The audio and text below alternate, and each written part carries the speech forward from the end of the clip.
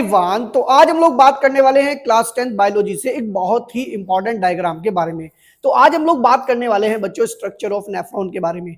तो आज इस वीडियो में हम लोग बात करने वाले हैं how to draw structure of nephron in easy steps. तो आज हम आपको सिखाएंगे कि स्ट्रक्चर ऑफ नेफ्रॉन को इजी स्टेप्स में कैसे ड्रॉ किया जा सकता है और साथ साथ उसकी कंप्लीट लेबलिंग भी हम आपको बताएंगे।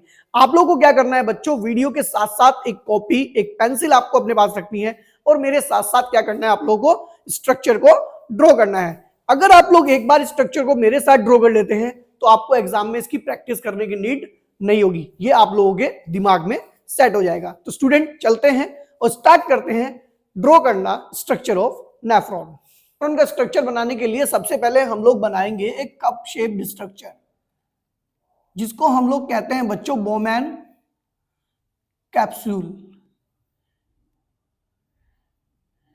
तो ये हमने बनाया बच्चों एक कप शेप स्ट्रक्चर।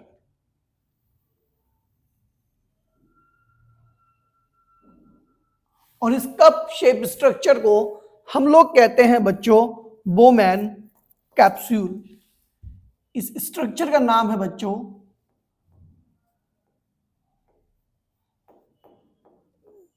बोमैन्स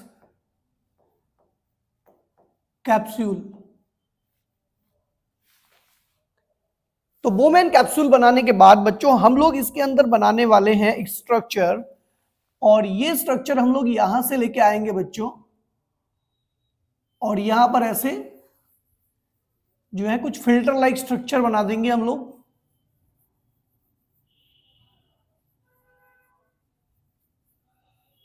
और इधर से कैरी कर देते हैं। क्लियर बात है बच्चों। इस स्ट्रक्चर को हम लोग बोलते हैं बच्चों ग्लोमेरुलस। क्या बोलते हैं बच्चों? हम इसको बोलते हैं ग्लोमेरुलस। तो इस स्ट्रक्चर का नाम हो जाएगा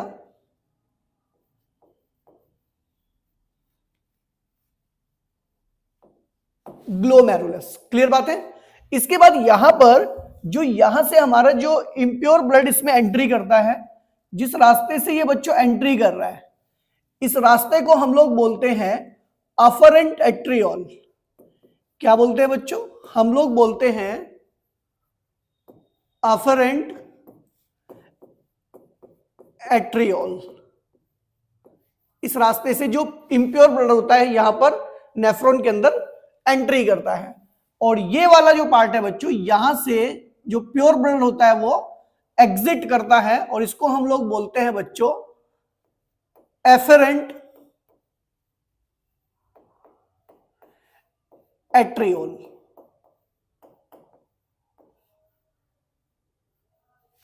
क्लियर बात है बच्चों। तो ये स्ट्रक्चर हमारा यहां तक जो है वो कंप्लीट हो जाता है।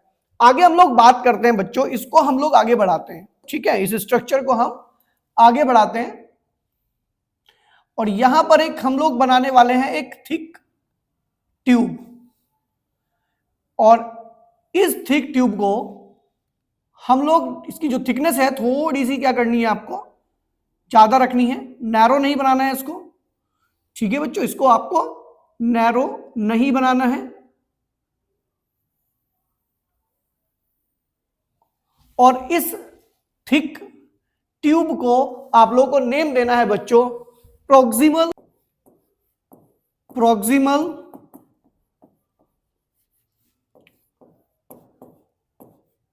कॉन्वोल्यूटेड ट्यूब्यूल,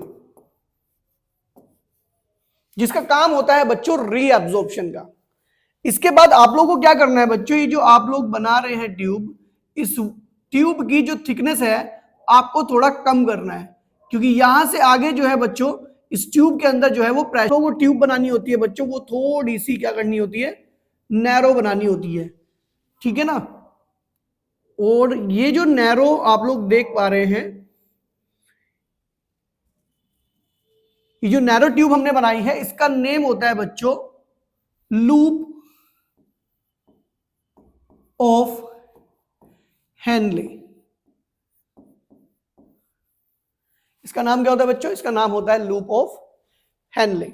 आगे चलते हैं, आगे इस ट्यूब को बढ़ाते हैं बच्चों, थोड़ा आगे बढ़ाओ इस ट्यूब को, और आगे बढ़ाने के बाद बच्चों इस ट्यूब की जो थिकनेस है आपको फिर से क्या करनी है, इंक्रीज करनी है। और इंक्रीज करने के बाद इस ट्यूब को आगे बढ़ाना है, थिकनेस को आगे बढ़ा के थिकनेस को मेंटेन रख के। अब ये जो आपने थिक बनाया है इसका नाम है बच्चों डिस्टल कन्वोल्यूटेड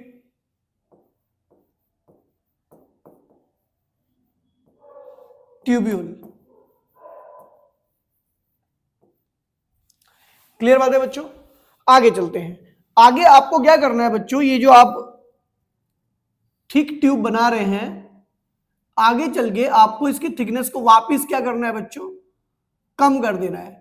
और थिकनेस को कम करने के बाद आपको इधर लेके आना है इसको, ये ट्यूब हमारी यहां आ जाएगी और ये फाइनली आपकी कनेक्ट हो जाएगी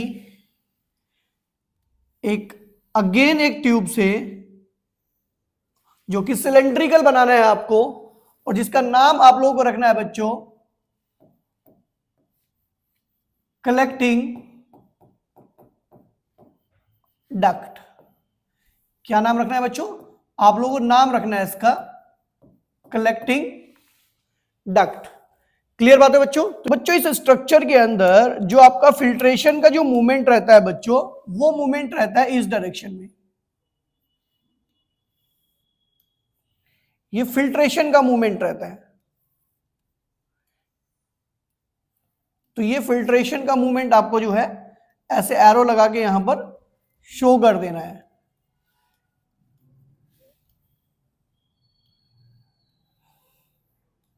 और यहां पर कुछ मूवमेंट हमारा इस तरह से इस ट्यूब के अंदर भी रहता है जहां पर होता है बच्चों रीएब्जॉर्प्शन।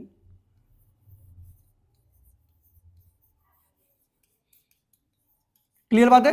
तो यहां पर कुछ चीजों का रीएब्जॉर्प्शन भी होता है जिसके बारे में हम लोग बात करेंगे जब हम लोग फंक्शनिंग समझेंगे नेफ्रॉन की।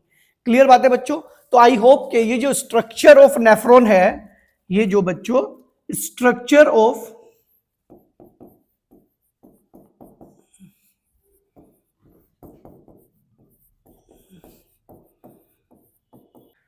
तो स्टूडेंट्स आई होप कि नेफ्रॉन का स्ट्रक्चर ड्रॉ करना आप लोगों को आ गया होगा।